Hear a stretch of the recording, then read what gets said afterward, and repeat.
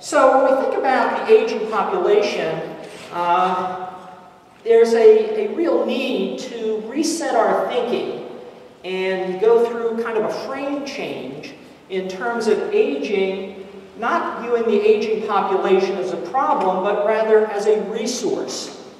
And Mark Friedman, who's one of the co-developers of the Experience Corps program, called older adults our only growing natural resource, which I really love that quote because it really does emphasize this notion of how do we tap into the talent, the experience, the wisdom of older people and harness that energy in service of society.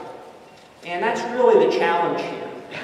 But each day, there are over 5,500 people who reach their 65th birthdays. And each day, more than 4,500 celebrate their 75th birthdays. Projecting into the future, by 2050, there are going to be over twice as many seniors as there are going to be children. That about a quarter of Americans, 65 and older, volunteer. Right now we have something in the order of 10.6 million older volunteers. Now there are well-known and well-documented health benefits from volunteering, and I've listed some of them on the slide here. Increased longevity and reduced mortality is an important one. Increased physical ability, increased ratings of self-rated health, reduced depression, increased life satisfaction, and improved quality of life. So those are all part of being a volunteer, and those benefits go beyond the individual and extend to social benefits for society.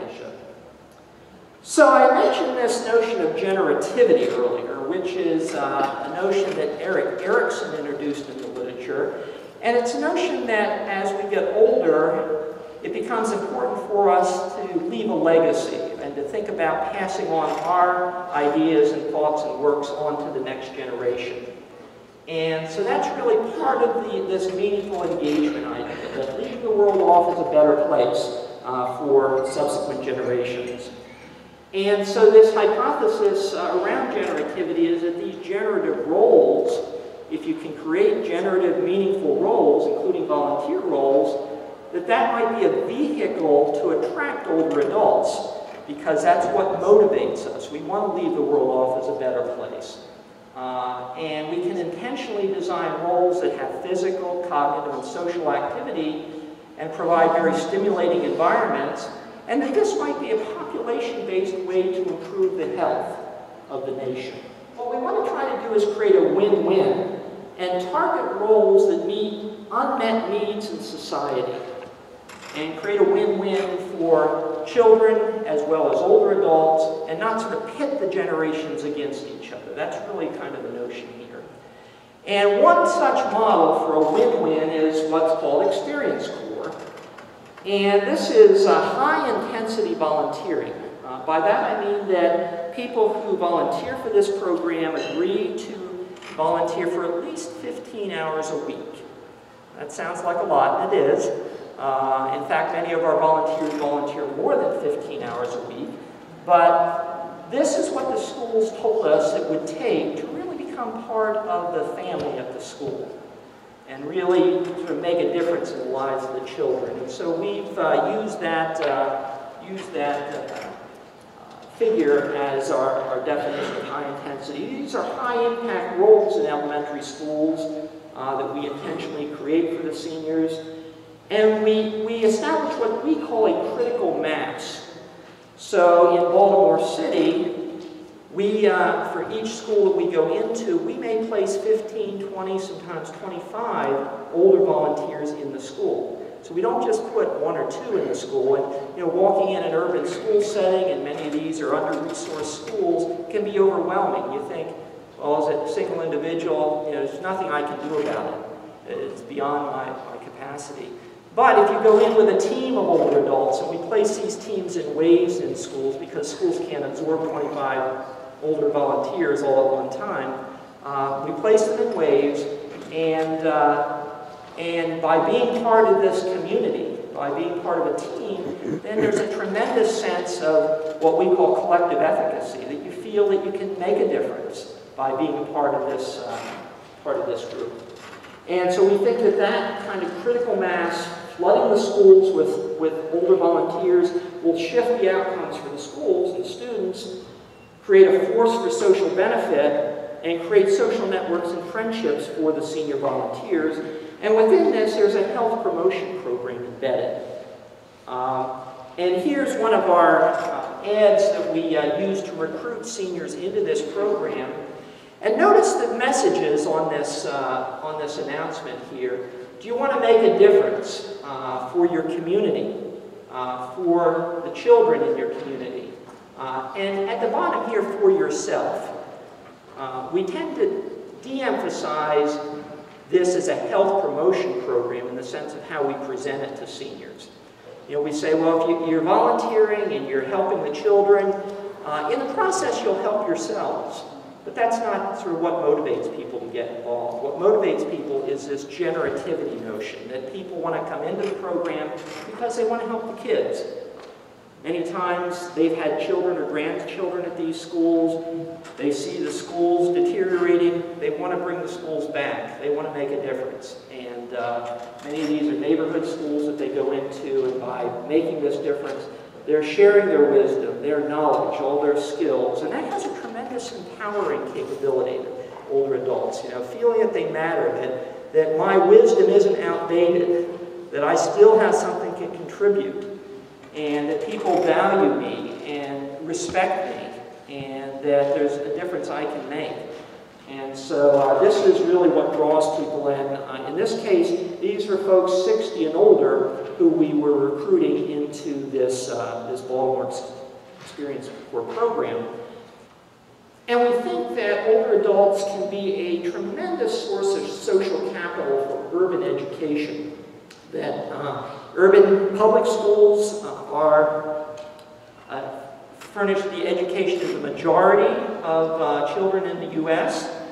They're the most under-resourced schools, and they lack the human capital to meet their educational mission. Many of these schools, the teachers, there's sort of a revolving door in terms of the teachers. It's hard to recruit teachers and keep them. And older adults can offer this caring, consistent model for the kids and be role models and to help in general support the needs of the children in a large-scale way. So here's the Experience Corps model. As I said, 60 and older. They serve in public elementary schools from K through 3rd grade. These are meaningful roles. They involve things like literacy development and mathematical skill building, classroom behavioral management. So we're very clear with the schools and with the volunteers that these are meaningful roles. The volunteer isn't in there as a teacher's aide or to staple papers or sort through files. That's not what this is. It's not busy work. It's not just activity, but it's really meaningful engagement with the children and with the schools. It's high intensity, as I said, sustained dose. Volunteers sign up for at least 1 year. And in our study, they signed up actually for 2 full school years. There's this critical mass in each school. We do stipend the volunteers. We get AmeriCorps grants from the state as well as from the federal government. And we provide a modest stipend. Each month, it's about $250.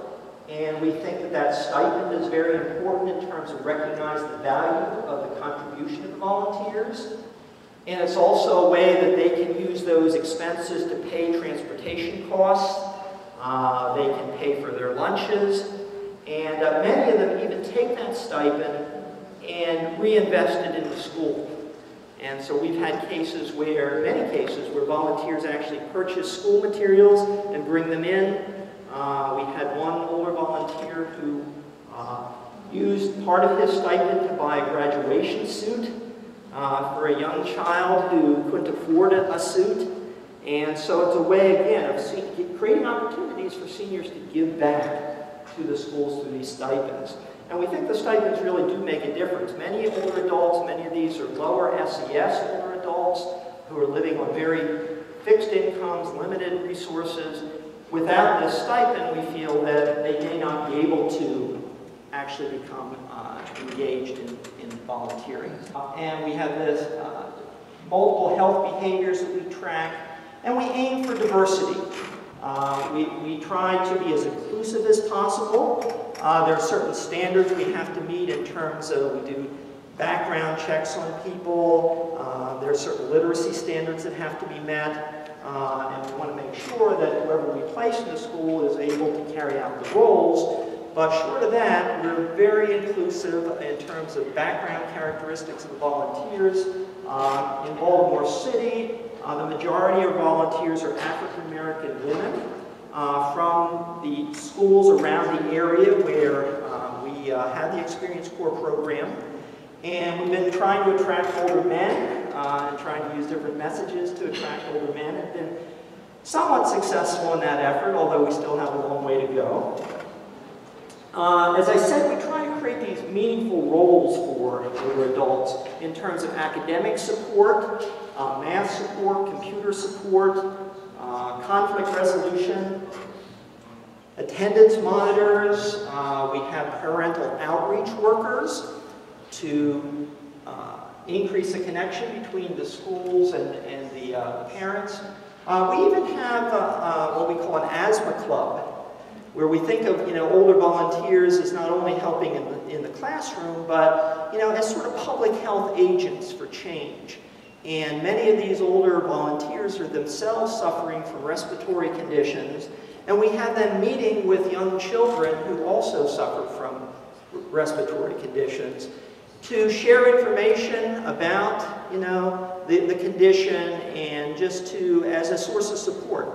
And we know asthma, at least in Baltimore City, and I suspect it may be true here in Rhode Island as well, in Providence, and other major cities, that asthma is one of the leading causes of school absence.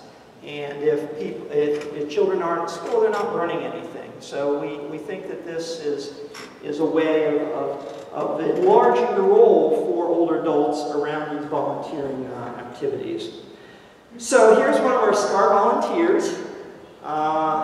It's hard to tell who's having more fun in this picture. This is a retired Social Security administrator who raised a large family, and she's working with third grade classroom here on a reading exercise. Just notice how engaged the kids are, and they're all raising their hand. There's just this wonderful interaction going on. And she's been a wonderful ambassador for the program, and has continued for many, many years to serve as one of our star volunteers. Here's another volunteer who is a retired civil engineer, and he learned about Experience Corps through the AARP mailing list.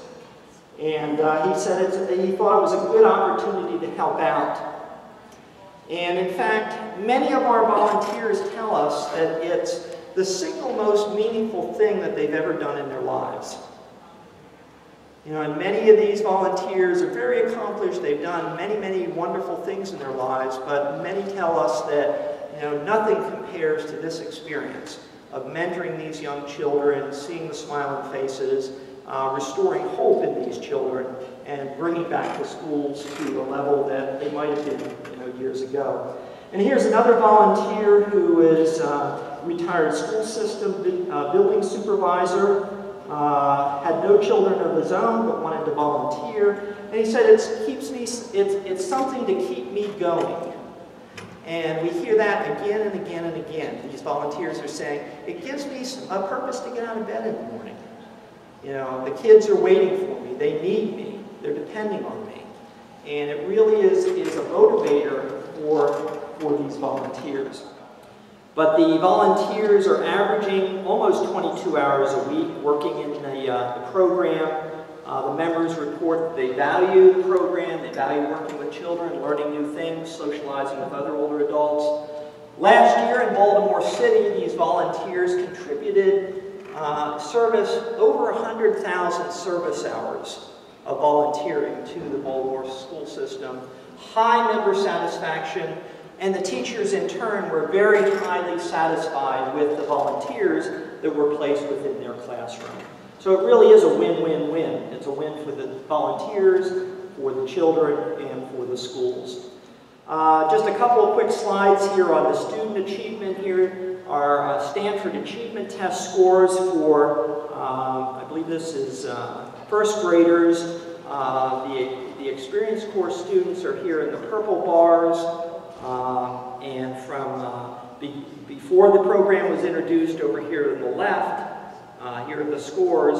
After the program was introduced, the scores of the children exposed to Experience Corps volunteers went up versus children here in the back who were did not have exposure to the Experience Corps volunteers. And here are the number of suspensions for disciplinary reasons for the children, K through 3rd grade. Overall pretty low, as you might imagine, but still the suspensions for the control children went up over time. Went up from before the program was introduced to after it was introduced for the controls who didn't get the program, versus big reductions in the number of suspensions for children in the Experience Corps schools.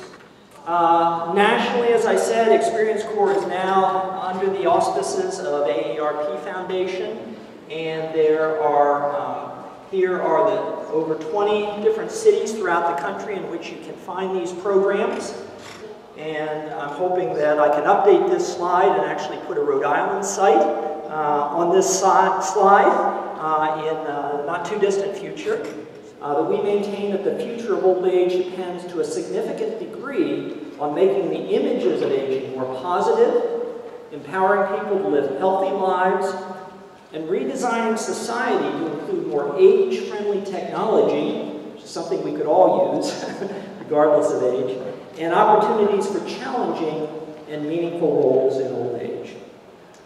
So that's it. Here's my contact information.